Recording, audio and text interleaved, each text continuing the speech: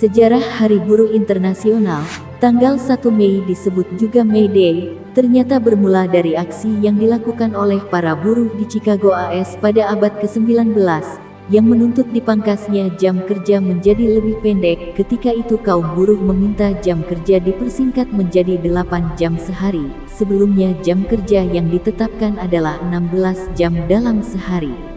Pada tanggal 1 Mei tahun 1886, Organisasi Federasi Buruh Amerika meminta pekerja di seluruh negeri untuk mogok kerja, agar tuntutan 8 jam kerja dipenuhi. Para buruh pun mengikuti arahan dari organisasi dan melakukan mogok kerja hingga beberapa hari lamanya. Kemudian pada tanggal 3 Mei tahun 1886, aksi berdarah ini tidak terelakkan. Pihak kepolisian dituding memihak penguasa kapitalis, dan menyerang buruh yang tengah menggelar aksi demonstrasi di dekat pabrik McCormick Reaper. Sehari berikutnya, tanggal 4 Mei tahun 1886 diadakan pertemuan di alun-alun Haymarket, Chicago, Illinois, AS.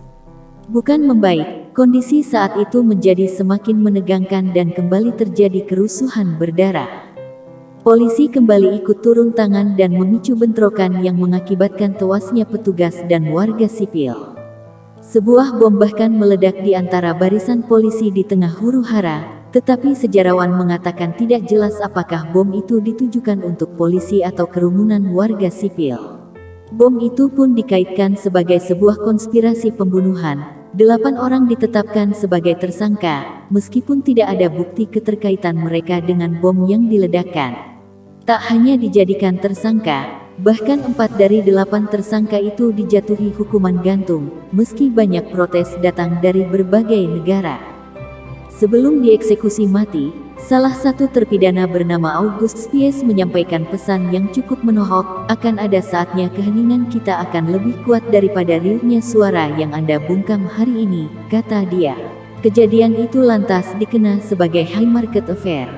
Untuk menghormati perjuangan para buruh di Chicago, Konferensi Sosialis Internasional pada 1889 menetapkan tanggal 1 Mei sebagai May Day dan hari libur bagi buruh, yang kemudian disebut juga sebagai Hari Buruh Internasional.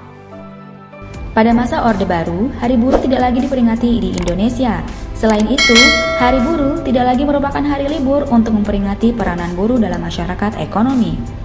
Saat itu, gerakan buruh dihubungkan dengan gerakan dan paham komunis yang sejak peristiwa G30 SPKI pada tahun 1965 ditabuhkan di Indonesia.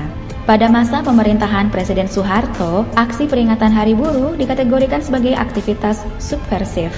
Hal ini karena May Day selalu dihubungkan dengan ideologi komunis.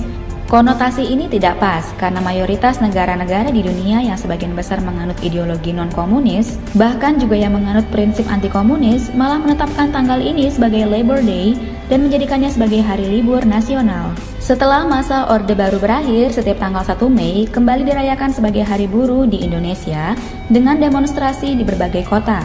Hari Buruh kemudian menjadi hari libur setelah diputuskan oleh Presiden Dr. Haji Susilo Bambang Yudhoyono dalam Keputusan Presiden Nomor 24 Tahun 2013 tentang penetapan tanggal 1 Mei sebagai Hari Libur Nasional.